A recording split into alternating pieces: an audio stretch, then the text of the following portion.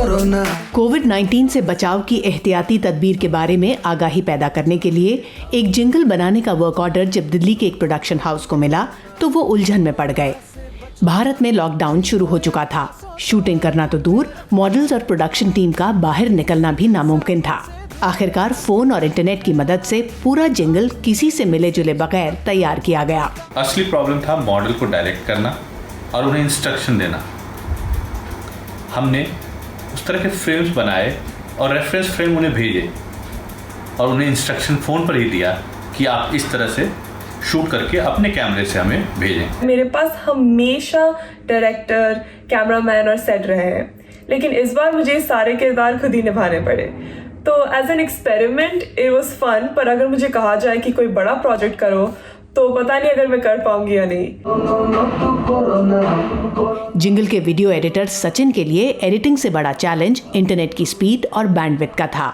मेरे घर में नेट वैसे ही ठीक काम नहीं करता। इतनी सारी फाइलों को डाउनलोड करना एक बहुत बड़ा चैलेंज था। कई बार 200 MB की फाइल डाउनलोड करने में घंटों लग जाते थे।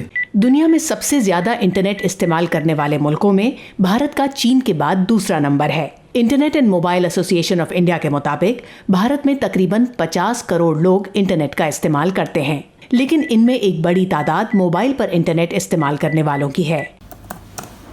लिहाजा लॉकडाउन के दौरान घर से काम करने में कई दिक्कतें पेश आ रही हैं। करीबन 22 मिलियन ही ऐसे हैं जिनके पास घर में ब्रॉडबैंड कनेक्टिविटी है। बाकी सबके लिए ब्रॉडबैंड कनेक्शंस नहीं है, तो उनके लिए डाटा कार्ड अरेंज करना, मोबाइल इंटरनेट के थ्रू उन्हें यूज़ कराना। दूसरा एक जो चैलेंज आया कि बहुत से लोगों के पास घर में कंप्यूटर्स नहीं है। एक और चैलेंज जो कंपनीज ने फेस किया कि डाटा सिक्योरिटी को लेकर, कि कैसे हम अपने डाटा को सिक्योर कर सकते हैं। हाय। पेशेवर आर्टिस्ट और आर्ट टीचर शुभ्रा जैसे लोगों के लिए ज्यादा बड़ा चैलेंज एक वर्चुअल मीडियम के जरिए लोगों के साथ पर्सनल कनेक्ट बनाने का है। अगर आप असली से कंपेयर करें तो सेटिस्फाइंग उस हिसाब से तो नहीं होगा, बिल्कुल भी नहीं होगा, बिकॉज आर्ट में एक 1-to-1 फील ज़रूर होती है।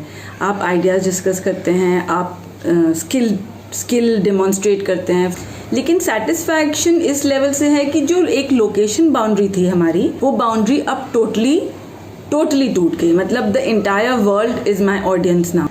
Now it's looking good. Singapore और यूके जैसे मुल्कों से भी स्टूडेंट्स अब शुभ्रा के साथ जुड़ रहे हैं, लेकिन उनकी एग्जीबिशंस और बाकी ऑर्डर्स रुके हुए हैं। लॉकडाउन खुलने के बाद शुभ्रा जैसे तमाम लोग काम के पुराने तरीकों पर लौटना चाहेंगे, लेकिन बदले हुए हालात में एक हद तक टेलीवर्क की आदत डालना अब बहुत लोगों के लिए जरूरी होगा। Ritul Joshi, voice of America, Delhi.